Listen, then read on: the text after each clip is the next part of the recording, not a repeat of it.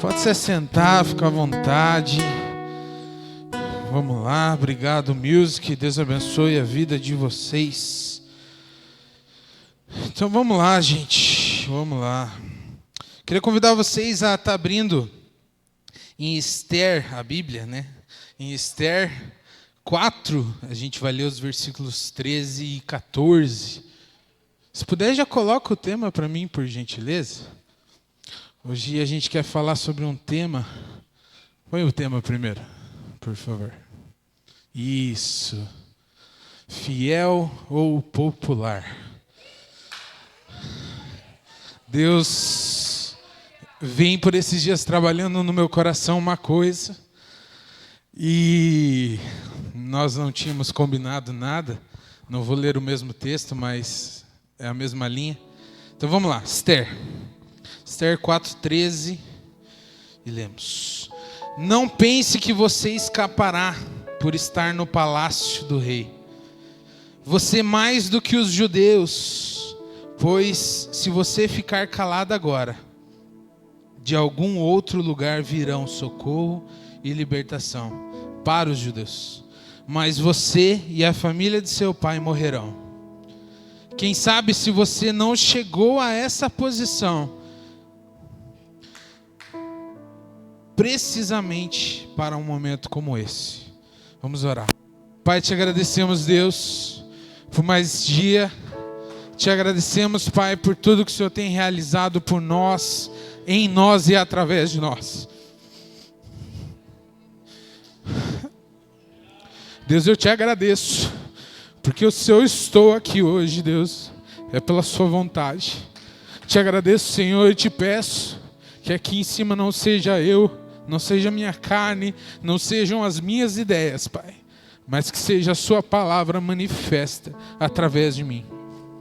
Desde já te peço, Deus, abre a nossa mente, abre o nosso coração, para que nós possamos receber tudo aquilo que o Senhor quer nos ensinar essa noite. Que o nosso coração não seja cheio de ego, não seja cheio de orgulho, mas que nós possamos receber verdadeiramente o Evangelho aqui nessa noite, Pai. Pai, nós te agradecemos, Deus, em nome de Jesus.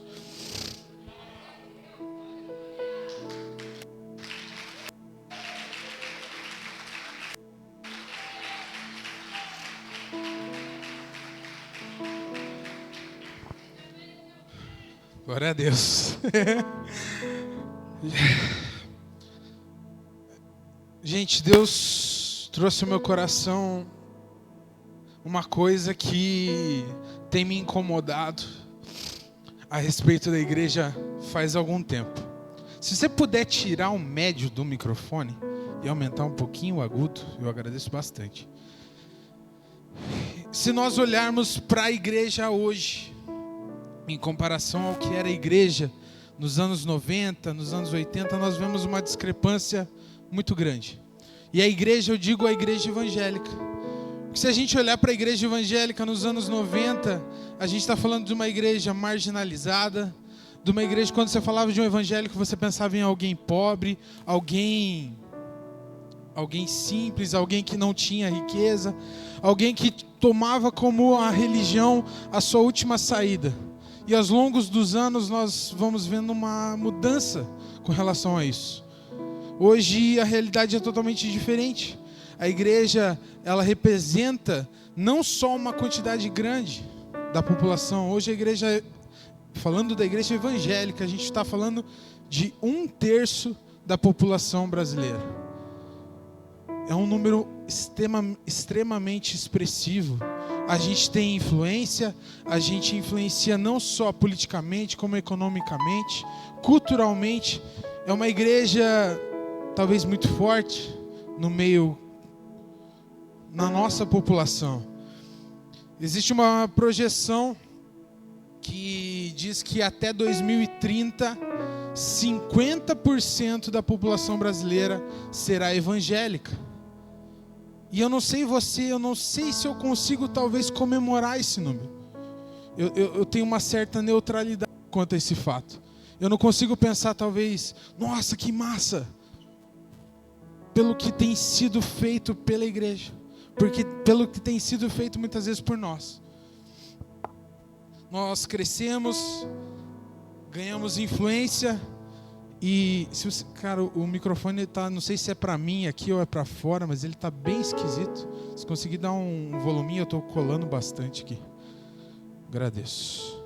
A igreja cresceu, isso, ela ganhou influência e assim como Esther, a igreja ela chegou no palácio, num ponto onde ela se tornou talvez uma referência.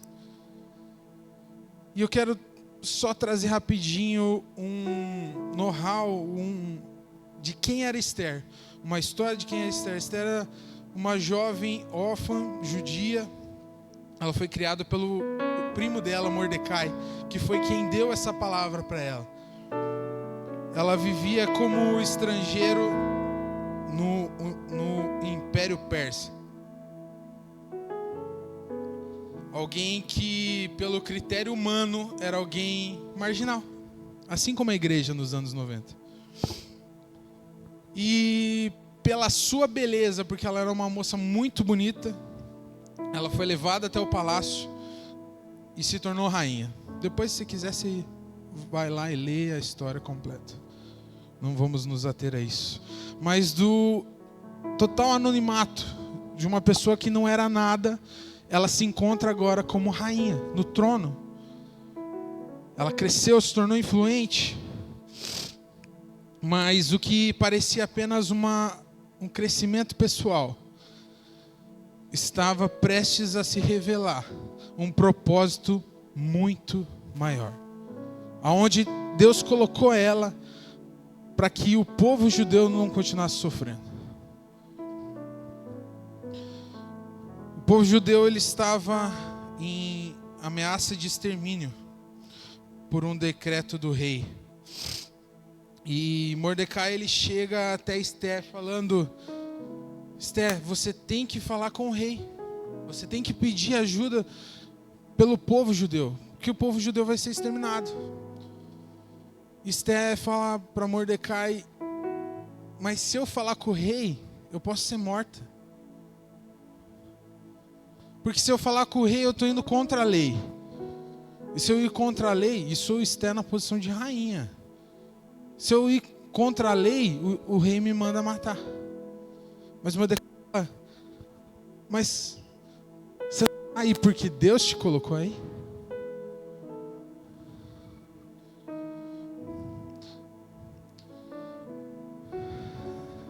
E é justamente isso que hoje eu quero trazer para a nossa reflexão. Você muitas vezes não tem pensado: cara, mas se eu fizer isso, talvez o meu ego vai morrer.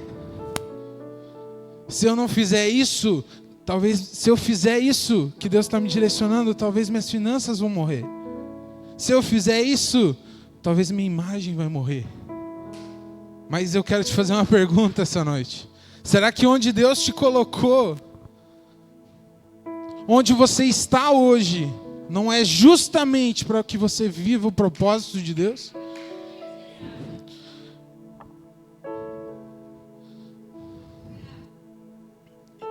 E é essa a diferença que eu quero trazer aqui hoje. Nós podemos sim ser populares. Nós podemos sim ser influentes. Isso não é pecado. Mas se a nossa fidelidade, a nossa visão de reino for menor que a nossa popularidade e a nossa influência, nós estamos pecando. Nós estamos saindo do propósito de Deus. Ser fiel ou popular não é uma questão de personalidade. É uma questão do que você faz com a influência que Deus te deu.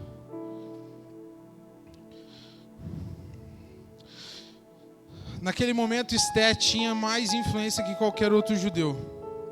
Mas mesmo assim, ela se viu por um momento paralisada. O palácio havia se tornado maior que o propósito. E eu quero trazer aqui mais um que passou por uma situação parecida. Eu quero que a gente pare para pensar um pouquinho em Davi. E nós vamos ler aqui 2 Samuel 11. Se quiser abrir. 2 Samuel 11, nós vamos ler o versículo 1 a 4. E eu quero que a gente pare para pensar um pouquinho sobre a ascensão de Davi. 2 Samuel 11, nós vamos ler a partir do primeiro.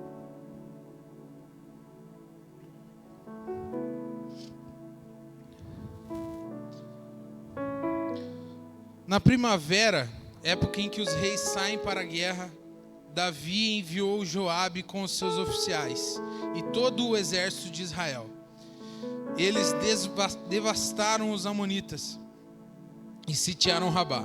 Davi, porém, ficou em Jerusalém. Numa tarde, Davi levantou-se da cama e estava andando pelo terraço do palácio real. Do terraço ele viu uma mulher se banhando. A mulher era muito bonita. Davi mandou alguém se informar sobre ela e lhe disseram: esta é Batseba, filha de Eliá e esposa de Urias, o heteu. Então Davi mandou mensageiros buscá-la. Ela foi até ele e ele se deitou com ela. Davi era um cara nesse momento extremamente influente. Ele era extremamente popular. Só que até então a sua visão tinha sido direcionada por Deus. Mas no momento em que Davi se deixa levar só pela sua influência, e é até interessante porque no texto ele deixa enfatizado, era a época em que os reis saíam para a guerra. Por que Davi não foi? Ele se deixou levar pela sua influência. Não, eu estou de boa. O exército está top. Eu sou um rei fera demais. Então não preciso ir. Davi se deixa levar pela sua influência, deixa a sua visão diminuir. E com falta de visão, ele não viu aquilo que havia de acontecer. Quando você para de avançar no propósito, você começa a andar em um terraço. E o problema é que no terraço, você vê aquilo que você não deveria ter visto. O que eu quero que você entenda nessa noite é que você não cai de repente. Não é uma coisa do nada. Você cai quando a sua influência cresce e você não busca em Deus que a sua visão cresça. Você cai quando a sua popularidade cresce, mas a sua fidelidade não.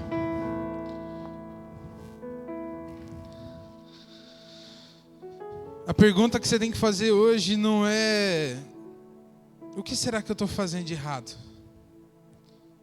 Mas é: será que eu estou onde eu deveria estar? Será que eu estou onde Deus queria que eu estivesse? Ou será que eu estou preferindo ficar no palácio?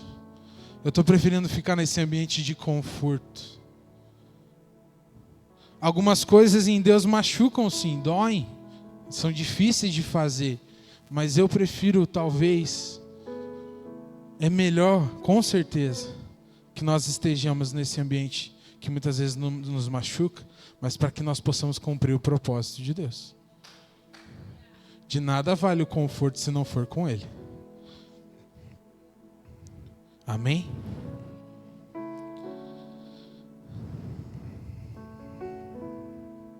Quando a métrica da nossa caminhada são os...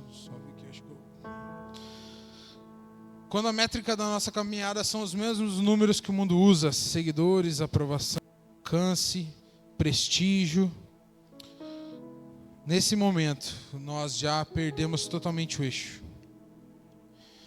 E como eu disse, o problema é que isso acontece aos poucos e nós não percebemos muitas vezes. Gálatas 2:11, Paulo diz assim: quando Pedro foi a Antioquia, opus-me a ele diretamente, porque ele estava claramente errado. Antes de chegarem alguns da parte de Tiago, ele costumava comer com os gentios. Quando chegaram, porém, começou a recuar e a se separar deles, porque tinha medo dos que eram a favor da circuncisão. os outros judeus também o seguiram na hipocrisia, de modo que até Barnabé foi arrastado pela hipocrisia deles. Quando vi que não estavam agindo de acordo com a verdade do Evangelho, disse a Pedro diante de todos: se você, sendo judeu, vive como gentil e não como judeu, por que obriga os gentios a viverem como judeus?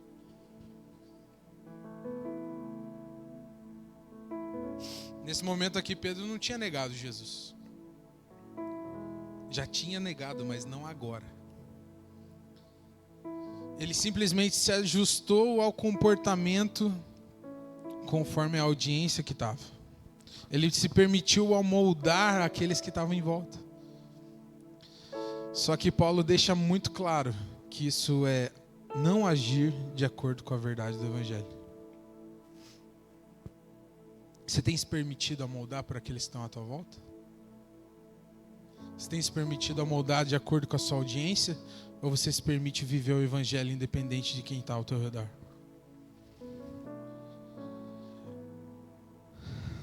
O que nós temos que entender e ter muito temor a respeito é que muitas vezes a busca por influência não vai me fazer viver uma heresia, não vai me fazer viver em apostasia. E isso que é o problema, porque o nosso pecado não fica tão evidente. Você vive por influência e muitas vezes você está postando versículo, está postando vídeo falando a respeito da Bíblia, está pregando o seu evangelho. O seu, não o de Deus. E esse é o problema, porque muitas vezes você pode estar achando que você está vivendo o propósito. Mas é o propósito que você desenhou, não o que Deus desenhou. Quando você vê alguém vivendo em pecado e você prefere não falar por causa do seu ego, é o seu propósito, não o de Deus. Quando você está vivendo em pecado e alguém fala e você fala, não, mas eu estou no meu conforto. É o seu propósito, não o de Deus.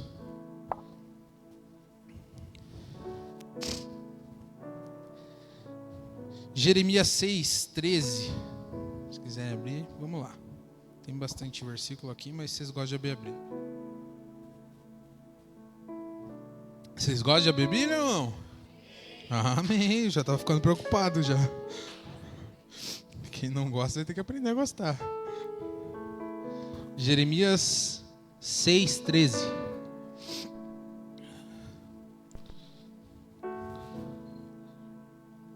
Desde o menor até o maior, todos praticam a ganância, desde o profeta até o sacerdote. Todos praticam o engano.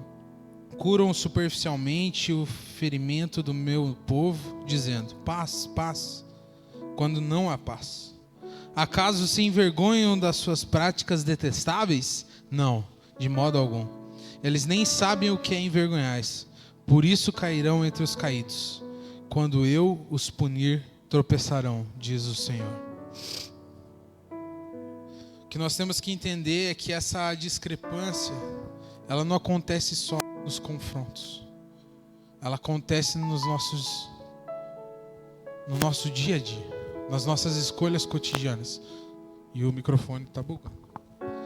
Constantemente a gente tem que pensar, e aí, o que eu vou preferir agora? Minha popularidade ou a minha fidelidade a Deus? A minha fidelidade à palavra? Obrigado. Olha só. Tá doido, hein? Vixe, mudou totalmente o som. Jesus. Vamos lá. Gente, eu só peço que vocês sejam pacientes comigo que eu não enxergo direito. Então vamos lá. Nós temos que entender que essa variação, a gente pode até pensar em Pedro ali, essa variação de decisões, ela acontece no nosso dia a dia. Quando você vê uma mensagem, você decide não compartilhar, porque você fala, nossa, mas aquele rapaz que trabalha comigo vai achar ruim. Quando você deixa de falar aquilo que Deus está ministrando na sua vida, só pelo teu ego. na opinião que você não dá por medo de perder os seus amigos. É pra gente pensar, gente, no nosso dia a dia. Quando alguém do teu trabalho vem e fala, cara, eu traí minha esposa. E aí? Você fala, cara, você vai morrer no inferno, cara. Ou você fala, não. Cara, a gente tem que ser cristão. Ou é só para quando convém?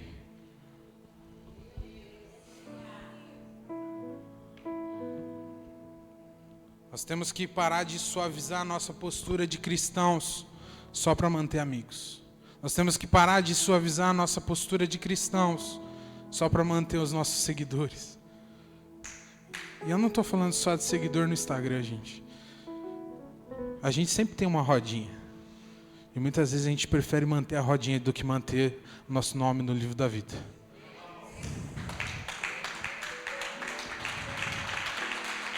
Aplaude, mas leva para o coração isso.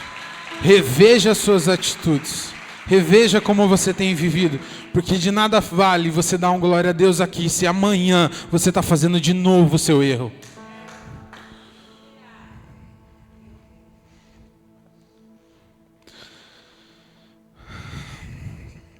O profeta que só diz o que o povo quer ouvir não está servindo ao povo, está se servindo do povo.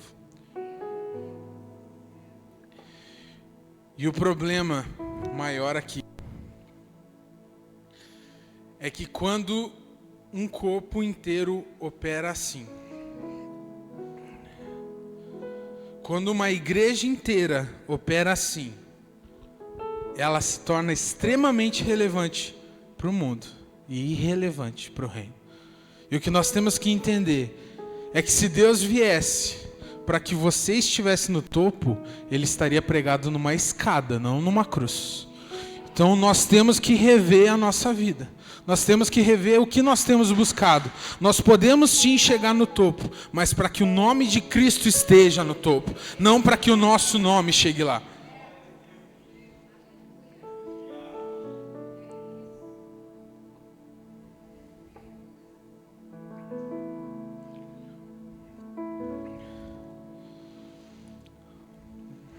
Agora chega de bater um pouco. Romanos 5:8. Abre lá, vocês que são crentes. Romanos 5:8.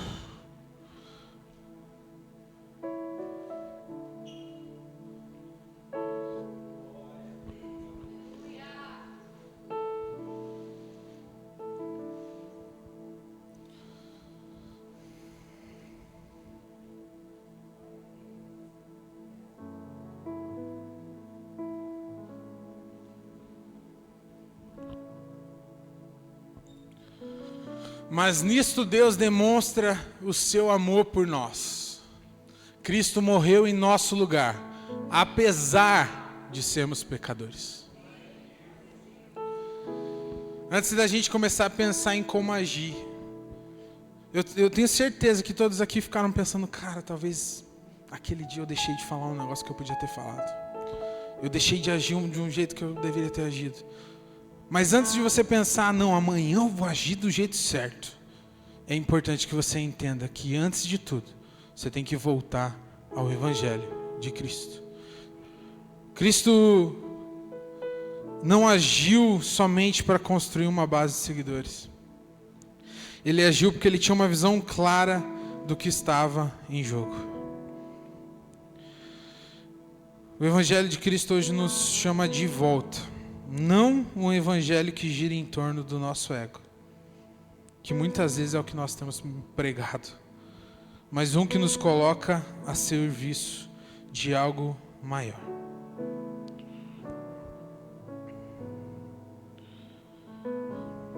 Mais Bíblia, gente. Marcos 10. Marcos 10, a gente vai ler o 17.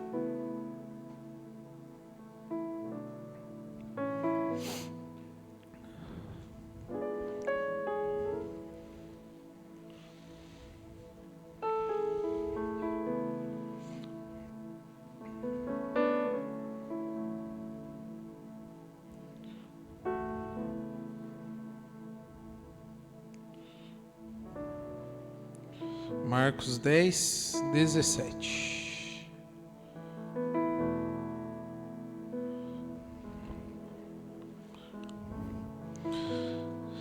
Quando Jesus ia a caminho, um homem correu até ele e se ajoelhou diante dele. Bom mestre, perguntou ele, que devo fazer para herdar a vida eterna? Por que você me chamas bom? Respondeu Jesus. Ninguém é bom, a não ser Deus. Você conhece os mandamentos? Não matarás, não adulterarás, não furtarás, não darás falso testemunho, não defraudarás ninguém, honra teu pai e tua mãe.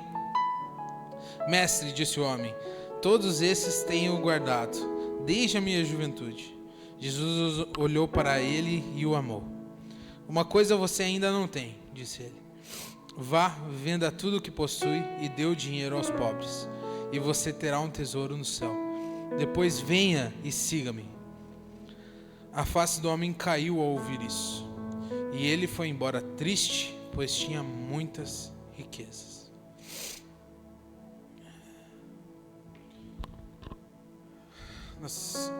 Eu quero trazer aqui uma coisa que o problema do jovem não era só o apego ao dinheiro.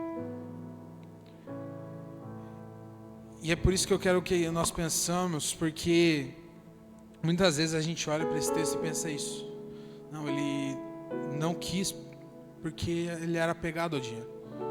Só que é muito claro aqui o que Cristo faz, e eu quero deixar isso enfatizado, que quando Cristo pergunta para ele, ele não pergunta o principal. Porque quando o jovem pergunta para ele, o que eu tenho que fazer? Jesus fala, cara, não matarás, não roubarás, não adulterarás. Só que ele não pergunta, ele não fala, ame a Deus acima de todas as coisas. Jesus antes já estava vendo o que faltava no coração daquele jovem. O problema do jovem não era o apego ao dinheiro, era a idolatria. Ele colocou algo acima de Jesus na vida dele.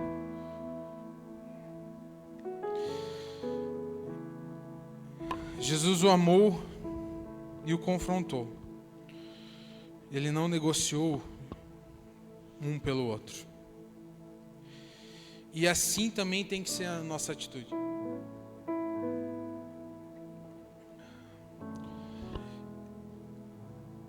Quando há algo, os nossos irmãos, aqueles ao nosso redor, aqueles a quem nós temos tido influência, que há necessário de confrontar, nós temos que amar sim, mas temos que confrontar. Gerar confronto para que essa pessoa não morra. Porque muitas vezes nós temos deixado pessoas morrer pela nossa influência. Só que eu quero deixar uma coisa clara aqui também, Jesus o confrontou, Jesus o amou. Só que quando esse jovem não aceitou o confronto, Jesus não correu atrás dele. E isso é importante a gente entender. O confronto vem. Mas quando a gente não aceita, ninguém vai ficar correndo atrás do bonitinho. Amém?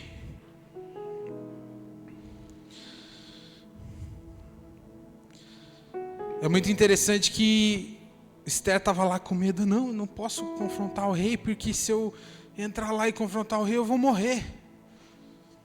Mordecai vem e fala aquilo que a gente leu no começo. Fala, cara, você só está aí para que justamente agora você possa fazer aquilo que é a vontade de Deus. Esther entende. E após isso ela fala, então tá bom, se eu tiver que morrer, eu vou morrer. Que nessa noite o confronto, e a partir daqui o confronto venha para nós para isso. Para que nós entendamos, se eu precisar perder a minha reputação, eu vou perder, mas eu não perco Cristo.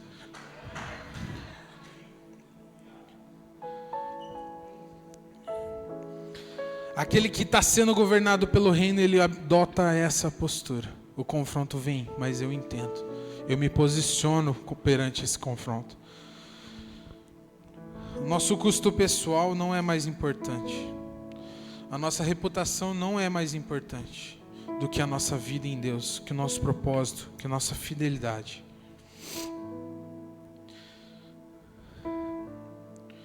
Eu não sei se ao longo da mensagem isso ficou claro, mas a gente está falando hoje em dois aspectos. Para aqueles que tem ajustado a sua caminhada para serem aceitos, que tem deixado de fazer aquilo que Deus tem deixado claro, só pela sua influência. Só que entenda, você não abandonou a sua fé ainda, você só foi suavizando, e isso é o maior dos perigos. Porque o que eu quero que talvez você entenda essa noite é que o inimigo não quer que você abandone a fé. Ele não quer que você se desvie. Ele quer só que você continue vivendo esse evangelho medíocre que você está vivendo. Ele só quer que você viva um pouquinho, porque o pouquinho não vai te levar em lugar nenhum. O que vai te levar sim a viver o propósito de Deus é viver o todo. E é isso que o inferno não quer que você faça.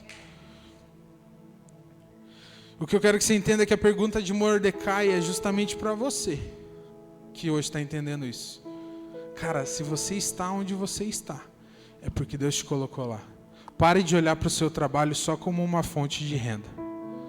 Pare de olhar para a sua escola só como um momento de aprendizagem. Se você está onde você está, é porque Deus quer te usar onde você está.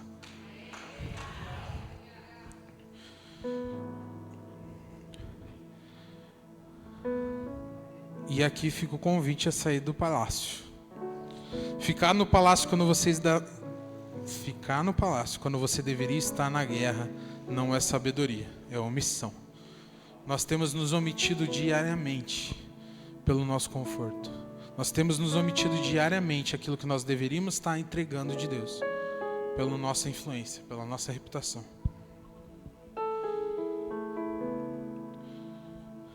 E a segunda pessoa que eu quero falar hoje aqui é para aquelas que têm recebido confronto, mas têm o negado pela idolatria que há em seu coração. Talvez essa mensagem seja exatamente como Mordecai foi naquele momento para Esther. E o que eu quero te perguntar é, você está avaliando tudo? Você tem avaliado os confrontos que têm acontecido na sua vida?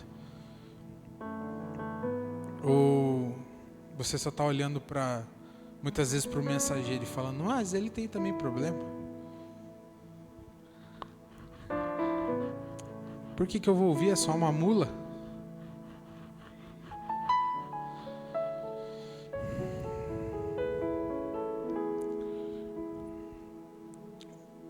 Segundo Samuel 12, eu sei que eu leio porque vocês já estão cansados de virar a Bíblia.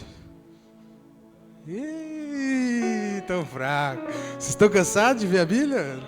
Então abre aí, por favor. Segundo Samuel 12. Nós vamos ler do 1 ao 7.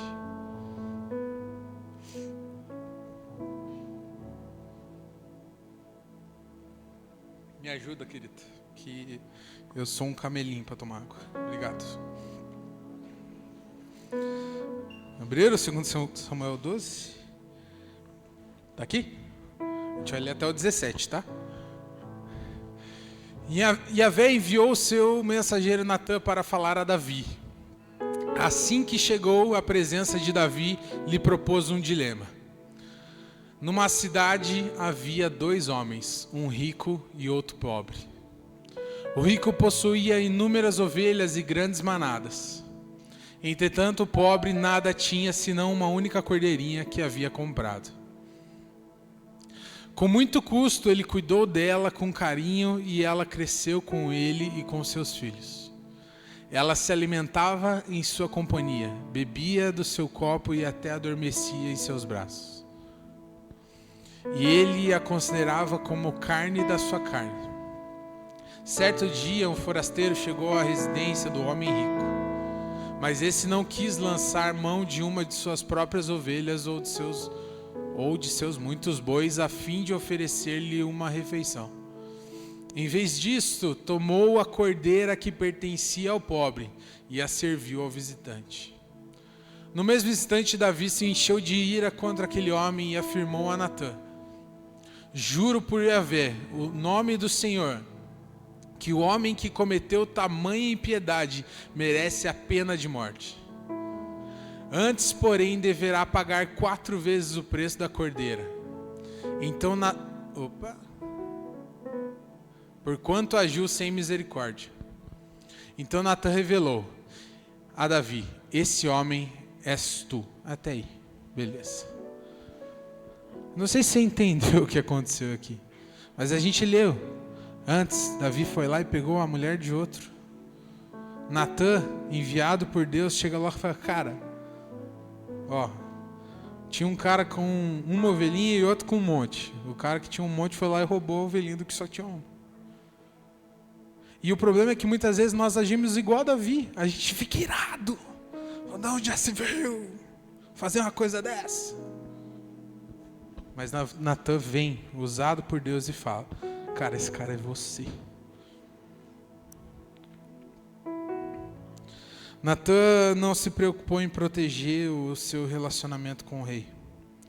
Ele confrontou com visão de reino. E aqui nós temos os dois pontos que eu falei. Nós temos aquele que confronta e temos o confrontado. E a atitude dos dois é aquilo que nós temos que levar para o nosso coração. Davi errou, sim, mas ao ser confrontado, quando ele entendeu, ele rasgou as vestes dele. E falou: Deus, eu não mereço viver o que eu estou vivendo.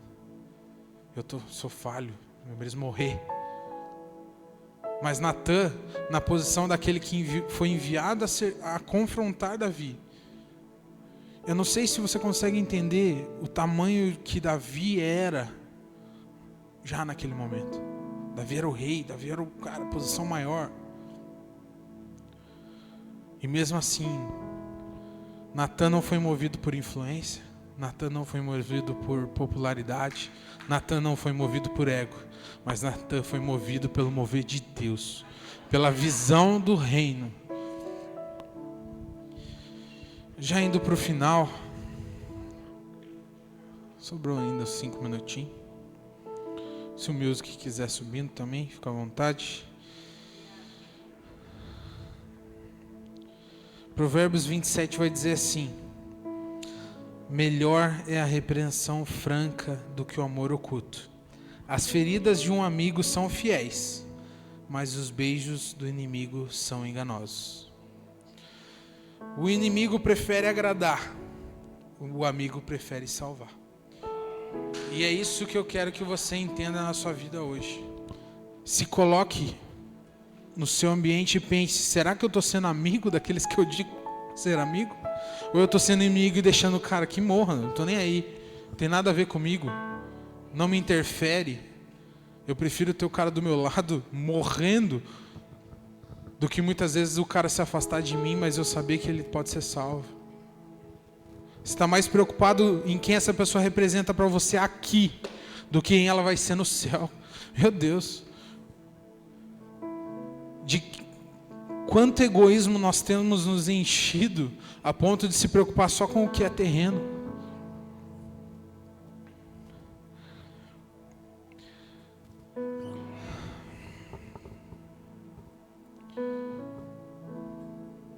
Eu quero que a gente pense em todas essas situações. E em vez de perguntar: cara, será que eu fui aceito nesse ambiente? É perguntar: será que eu fui fiel a Deus nesse ambiente?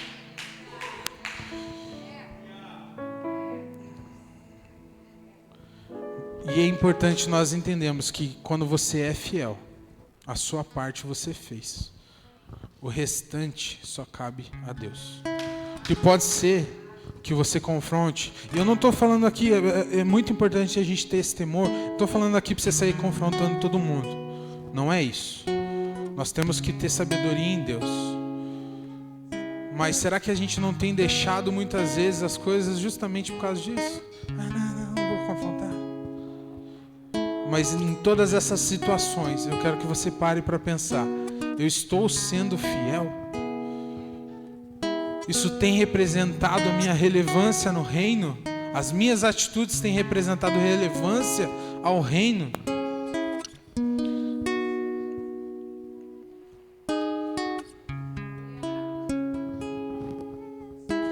Já para a gente encerrar,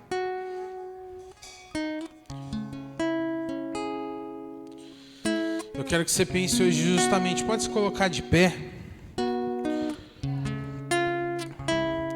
Eu Eu quero que a gente pense hoje justamente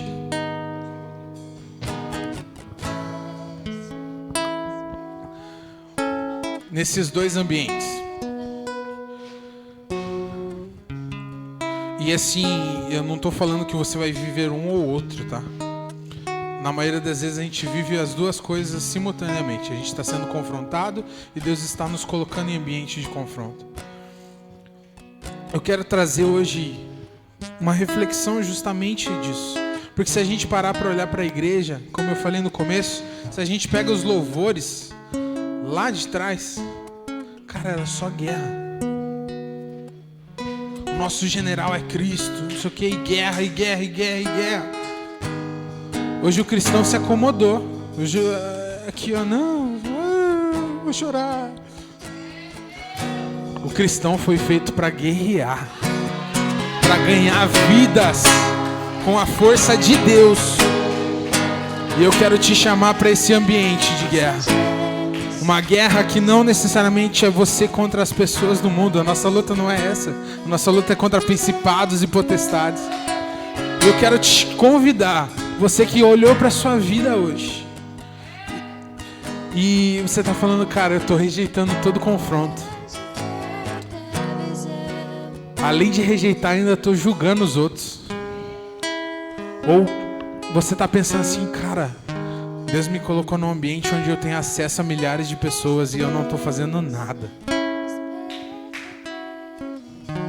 Eu não quero fazer apelo hoje ao teu coração. Eu quero te fazer um apelo racional. A você que está entendendo isso, eu quero te desafiar. Não quero só te convidar. Eu quero te desafiar a você vir aqui, colocar teu joelho no chão e falar, Deus, eu preciso voltar. E eu não estou falando aqui só de um apelo, de, vou aceitar Jesus. Não, eu estou falando de um desafio. Um desafio, eu vou viver o Evangelho na minha vida. Eu vou viver verdadeiramente o Evangelho de Deus. Você que entendeu esse desafio, enquanto eles cantam, vai chegando aqui. Vai chegando, se ajoelha, bora.